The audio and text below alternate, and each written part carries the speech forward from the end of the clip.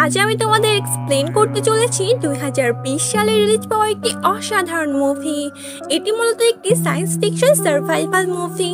আচ্ছা ভাবো তো কেমন হবে যদি আমাদের পৃথিবী থেকে সমস্ত গাছপালা একেবারে বিলুপ্ত হয়ে যায়, যার ফলে অক্সিজেনের অভাবে মানবজাতির অস্তিত্ব প্রায় সংকটের মুখে। এই সময় মানবজাতিকে বাঁচানোর শুধুমাত্র একটি উপায়, সেটা হলো টাইম ট্রাভেল করে ভবিষ্যতে গিয়ে একটি কিওর নিয়ে আসা, যাতে করে অক্সিজেনের সমস্যা দূর করা যায়। তো চলো আর কথা না বাড়িয়ে শুরু করা যাক আমাদের আজকের মুভির এক্সপ্লেনেশন। মুভি শুরু হয় আমাদের 2067 সালের দৃশ্য দেখানো হয়। বর্তমানে জলবায়ু পরিবর্তন এবং পারমাণবিক যুদ্ধের কারণে পৃথিবী প্রায় ধ্বংসের মুখে। পৃথিবী থেকে সকল গাছপালা একেবারে বিলুপ্ত হয়ে গেছে, ফলে অক্সিজেনের অভাবে মানবজাতি প্রায় বিলুপ্তির মুখে। এই পরিস্থিতিতে অস্ট্রেলিয়ার শুধুমাত্র একটি স্থানে মানুষ বেঁচে আছে, কেননা ওইখানে কর্নিকর্প নামের একটি কোম্পানি কৃত্রিম অক্সিজেনের মাস্ক প্রোডাকশনে সাকসেসফুল হয়েছে, যার ফলে এখানে ওখানে হাতে গোনা কিছু মানুষ বেঁচে আছে। কিন্তু কৃত্রিম ভাবে তৈরি এই অক্সিজেন দূষিত হওয়ার কারণে একটি অজানা রোগ সবার মধ্যে ধরা পড়েছে। এরপর আমাদের মুভির প্রধান চরিত্র ইথানকে দেখানো হয়, যেও কিনা এই কর্নিকর্প কোম্পানিতে চাকরি করে। তার ওয়াইফও বর্তমানে কৃত্রিম অক্সিজেনের কারণে সৃষ্টির এই রোগে ভুগছে এবং কিছুদিনের মধ্যে হয়তো তার ওয়াইফ মারাও যাবে।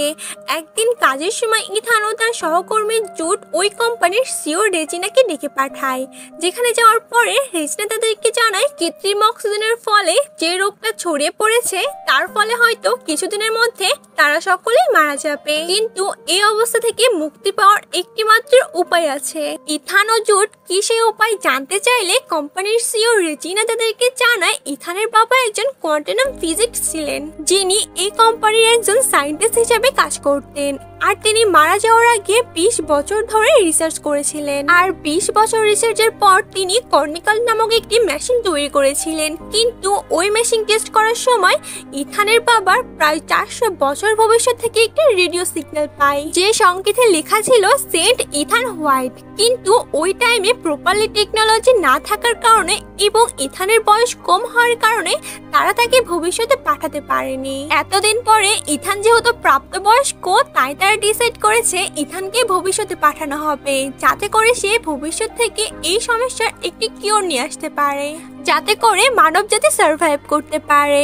এতে ইথানের মনে প্রশ্ন আসে, সে এখন যেহেতু পৃথিবীর অক্সিজেনের অভাবে এবং কৃত্রিম অক্সিজেনের ফলে সৃষ্ট রোগের কারণে কিছুদিনের মধ্যে হয়তো পৃথিবী থেকে বেঁচে থাকা সকল মানুষ মারা যাবে, তাহলে 400 বছরের ভবিষ্যৎ থেকে কিভাবে রেডিও সিগন্যাল আসতে পারে? এতে মিস রেজিনা বলে হয়তো ভবিষ্যতে মানুষ এখনো জীবিত রয়েছে, হয়তো তারা এই রোগের কোনো কিওর খুঁজে পেয়েছিল, যার মাধ্যমে তারা এখনো বেঁচে আছে। ফলে এই মুহূর্তে তারা যদি টাইম ট্রাভেল করে 400 বছরের ভবিষ্যতে যেতে পারে, তাহলে হয়তো তারা এই রোগের কিওর খুঁজতে পারবে এবং বর্তমানে পৃথিবীতে টিকে থাকা মানুষগুলো সার্ভাইভ করতে পারবে। কিন্তু এখানে সমস্যা একটাই, যে ইথান ভবিষ্যতে গিয়ে কার কাছেই থাকবে বা সাহায্য নিবে, আর কিভাবে আবার বর্তমান সময় ফেরত আসবে, এই সম্পর্কে তারা কেউই জানে না। এসব কিছু শুনে ইথান ভবিষ্যতে যেতে রাজি হয় না, কেননা তার বাবাও এই কোম্পানির কাজের জন্য তার মাকে ছেড়ে গিয়েছিল, তাই সে নিজে কোনোদিনও তার ওয়াইফকে ছেড়ে যাবে না। তার সহকর্মী এবং তার একমাত্র ফ্রেন্ড জুট তাকে বোঝানোর চেষ্টা করে যে সে যদি টাইম ট্রাভেল করে ভবিষ্যতে গিয়ে এই সমস্যার কিওর নিয়ে আসতে পারে, তাহলে সকল মানুষের সঙ্গে তার ওয়াইফও বেঁচে যাবে। জুটের এই সকল কথা নিয়ে ভাবতে ভাবতে ইথানের তার ছোটবেলার কথা মনে পড়ে যায়।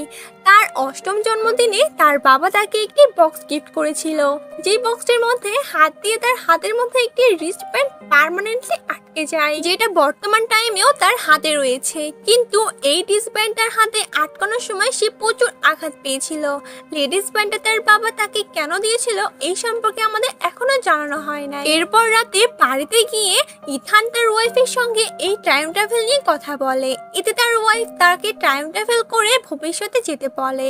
সে নিজের মন পরিবর্তন করে পরের দিন সকালে একটি মেটাল ফ্লাওয়ার ও তার ওয়াইফের জন্য একটি চিঠি রেখে টাইম ট্রাভেলের জন্য রওনা হয়। হয়, যেখানে থাকা একটি সায়েন্টিস্ট ইথানকে টাইম ট্রাভেলের সম্পর্কে প্রাথমিক ধারণা দিয়ে দেয় এবং আর্স নামের একটি ডিভাইস তাকে দিয়ে দেওয়া হয়, যার মাধ্যমে তার সকল খবরাখবর ল্যাবে পৌঁছে যাবে। এরপর সে মেশিনের মধ্যে প্রবেশ করে এবং টাইম ট্রাভেলের 400 বছর ভবিষ্যতে চলে আসে। কিন্তু এই টাইম ট্রাভেলের কারণে তাকে যে বিশেষ স্যুট দেওয়া হয়েছিল তাতে আগুন লেগে যায়, ফলে সে সঙ্গে সঙ্গে ওই স্যুট খুলে ফেলে। এরপর সে যেটা দেখে অবাক হয় যে এখানে মুক্ত বাতাসে কোনো রকম সমস্যা ছাড়াই শ্বাস নিতে পারছে, ফলে সে এটা শিওর হয়ে যায় যে ভবিষ্যতের পৃথিবী আবারও মানুষের ব্যবহারের উপযোগী হয়ে উঠেছে। এরপর সে তার কাছে থাকা আর্স ডিভাইসের সাহায্যে একটি নির্দিষ্ট দিকে আগাতে শুরু করে এবং সে কিছু দূর গিয়ে একটি ক্রেটের সামনে পৌঁছে যায়, যেখানে সে তার মতোই ড্রেস পরা একটি কঙ্কাল দেখতে পায় এবং এই কঙ্কালের কাছেও তার কাছে থাকা আর্স ডিভাইসের মতো একটি ডিভাইস দেখতে পায় এবং ওই কঙ্কালের হাতেও তার হাতে থাকা রিস্ট ব্যান্ডের মতন সেম রিস্ট ব্যান্ড দেখতে পায়। এরপরে ভালো করে চেক করার পর সে দেখতে পায় ওই কঙ্কালের স্যুটও তার নাম লেখা আছে, অর্থাৎ এটা তারই মৃতদেহ। আর অবাক করার বিষয় হলো কঙ্কালের মাথায় গুলির চিহ্ন। এরপরে সেখানে পড়ে থাকা ওই পুরনো আর্স ডিভাইস চেক করে সে কিছু ভয়েস রেকর্ড শুনতে পায়, কিন্তু আরো কিছু জানার আগে ওই আর্স ডিভাইসের পাওয়ার শেষ হয়ে যায়। এরপরে অনেক কষ্টে সেটা রিচার্জ করে সে সেখান থেকে অন্য আরেকটি জায়গায় যাওয়ার উদ্দেশ্যে রওনা হয়, কিন্তু রাত হয়ে যাওয়ায় সে একটি জায়গায় রেস্ট নেওয়ার জন্য ওয়েট করে, কিন্তু সেখানে সে কিছু বিষাক্ত ফল খেয়ে ফেলায় অনেক গুরুত্বভাবে অসুস্থ হয়ে যায়। এরপর ইথানের অবস্থা সম্পর্কে আর্স ডিভাইসের মাধ্যমে ল্যাবে থাকা বাকিরা জানার পর ইথানের একমাত্র ফ্রেন্ড জুডকেও টাইম মেশিনের মাধ্যমে ভবিষ্যতে পাঠিয়ে দেওয়া হয় এবং সে সেখানে পৌঁছানোর সাথে সাথে ইথানকে একটি অ্যান্টিঅক্সিডেন্ট ইনজেকশন দেয়, ফলে সে কোনোভাবে বেঁচে যায়। এরপরের দিন সকালে তারা আর্স ডিভাইসের সাহায্যে আবারও একটি গেটের সামনে উপস্থিত হয়। সেখানে থাকা একটি স্ক্যানার ইথানের রেটিনা স্ক্যানার করার সাথে সাথে গেটটি অটোমেটিকলি ওপেন হয়ে যায়। এরপরে তারা ভিতরে গিয়ে বুঝতে পারে এটা হলো কর্নিকরপ কোম্পানির ল্যাব, অর্থাৎ তারা এই ল্যাব থেকেই তারা টাইম ট্রাভেল করে ভবিষ্যতে এসেছে। এটাই হলো সেই ল্যাব।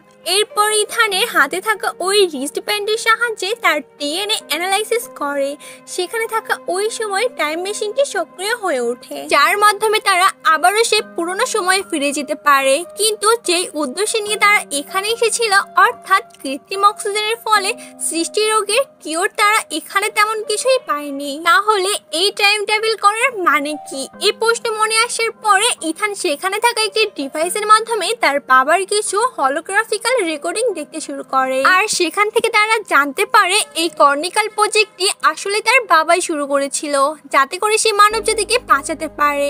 কিন্তু মেশিনটি প্রথমবার টেস্ট করার সময় ভবিষ্যৎ থেকে একটি বার্তা পায়, যেখানে লেখা ছিল সেন্ট ইথান হোয়াইট। কিন্তু ওই টাইমে কোনো জীবন্ত বস্তুকে ভবিষ্যতে পাঠানোর তেমন কোনো ব্যবস্থা না থাকায় এবং বারবার ভবিষ্যতের সাথে কানেকশন ফেলিওর হওয়ায় ইথানকে ভবিষ্যতে পাঠানো সম্ভব হয়নি। এরপর অন্য কিছু জানার আগে সেখানকার পাওয়ার সিস্টেম অফ হয়ে যেতে শুরু করে এবং সেখানে একটি টাইমার স্টার্ট হয়ে যায় এবং তারা জানতে পারে তাদের হাতে শুধুমাত্র আর 4 ঘন্টা সময় রয়েছে। এই সময়ের মধ্যে যদি তারা কোনোভাবে পাওয়ার সিস্টেমটি ঠিক করতে না পারে, তাহলে পুরো জায়গাটি ধ্বংস হয়ে যাবে, আর এই জায়গাটি ধ্বংস হয়ে গেলে তারা কেউই আর তাদের সময় ফিরে যেতে পারবে না। ফলে তারা পাওয়ার সিস্টেমটি ঠিক করার জন্য আর্সের সাহায্য নিয়ে পাওয়ার স্টেশনের দিকে যেতে শুরু করে, যেটা ছিল তাদের শহরের ঠিক নিচে। কিন্তু শহরের দিকে এগোতে গিয়ে তারা দেখতে পায় বর্তমান শহরে শুধুমাত্র ধ্বংসাবশেষ করা আছে, অর্থাৎ এই সময় অনেক আগে মানবজাতি সম্পূর্ণ বিলুপ্ত হয়ে গেছে, অর্থাৎ তারা কেউই ভবিষ্যৎ থেকে কোনো রকম কিউর নিয়ে ফিরতে পারেনি, যার ফলে অতীতের মানব জাতি বিলুপ্ত হয়ে গেছে। এটা বুঝতে পেরেও সে ওই ধ্বংসপ্রাপ্ত শহরে তার বাড়ি যায়, যেখানে গিয়ে সে তার ওয়াইফকে কঙ্কাল দেখে কান্নায় ভেঙে পড়ে। এখন তার অতীতে কিছু কথা মনে পড়ে, যেখান থেকে আমরা জানতে পারি যে তার মাকে কিছু লোক গুলি করে হত্যা করেছিল এবং তার অক্সিজেন মাস্ক কেড়ে নিয়েছিল। অক্সিজেন মাস্ক কেড়ে নিয়ে তাকে মৃত্যুর দিকে ছুঁড়ে ফেলে দিয়েছিল, আর এই অবস্থা থেকে তাকে বাঁচিয়েছিল তার সহকর্মী জুড। এদিকে ইথানকে কান্নায় ভেঙে পড়তে দেখে জুড যখন তাকে বোঝানোর চেষ্টা করে তখন জুডের মুখে এমন কিছু কথা শুনতে পায় যেটা সে আগের দিন ওই কঙ্কালের কাছে থাকা আর্চ ডিভাইসে শুনতে পেয়েছিল। ফলে সে এটা বুঝে যায় যে তার ফ্রেন্ড জুডই হত্যা করেছে। ইথান সেখান থেকে পালিয়ে যাচ্ছিল, ঠিক তখনই জুড তাকে বন্দুক দেখিয়ে জোর করে পাওয়ার স্টেশনের দিকে নিয়ে যায়। সেখানে পৌঁছে তারা অনেক কষ্টে পাওয়ার সিস্টেমটি ঠিক করে ফেলে।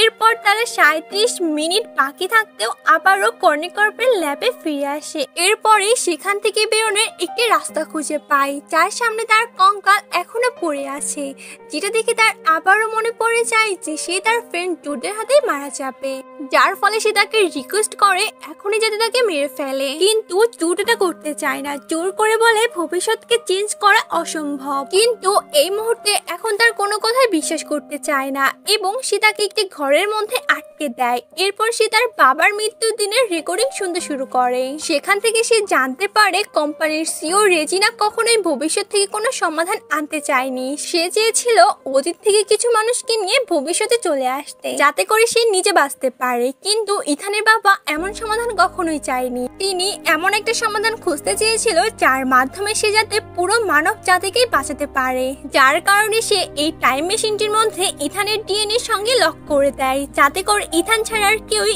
এই টাইম মেশিন ব্যবহার করতে না পারে। কিন্তু যখন ইথানের বাবার একজন সহকর্মিনী রেজিনিকে জানায় ইথান ছাড়াও একজন মানুষ সিঙ্গেল ওয়ান ওয়েতে ভবিষ্যতে পাঠানো সম্ভব, কিন্তু টাইম মেশিন সম্পূর্ণ ব্যবহার করার জন্য ইথানকে অবশ্যই একবার ভবিষ্যতে পাঠাতে হবে। যে কোনো ভাবে চেক করে আসবে ভবিষ্যতের সঙ্গে তাদের কানেকশন কেন ফেলিওর হচ্ছে। তখনই সে ইথানের বাবাকে সঙ্গে সঙ্গে গুলি করে হত্যা করে ফেলে, যে কারণে মিস রেজিনা জুডকে দায়িত্ব দিয়েছিল ইথানের মাকে হত্যা করে ইথানের খেয়াল রাখতে, যাতে করে তারা তাকে ব্যবহার করতে পারে। এসব কথা জানতে পেরে ইথান যখন টাইম মেশিনটি সম্পূর্ণভাবে বন্ধ করার চেষ্টা করে তখনই সেখানে জুড চলে আসে এবং তাকে মারতে থাকে। কিন্তু এদিকে ইথান ছোটবেলা থেকেই তাকে সে ভাইয়ের মতন দেখে আসছে, ফলে এখানে সে তাকে বিশ্বাস করে এবং জুডের মনে অপরাধবোধ জেগে ওঠে এবং সে নিজেকে গুলি করে সুইসাইড করে। অন্যদিকে অতীতের মিস রেজিনা তার লোকজন নিয়ে ভবিষ্যতে যাওয়ার জন্য রেডি, কিন্তু ঠিক তখনই ভবিষ্যৎ থেকে ইথান সেন্ট ইথান হোয়াইট নামের বার্তাটি পাঠায় এবং সে একই সাথে তার বাবার হত্যার রেকর্ডিং সহ শত শত গাছপালা উঠিয়ে পাঠায় এবং এর পরে টাইম মেশিনটি পুরোপুরি ভাবে ধ্বংস করে ফেলে।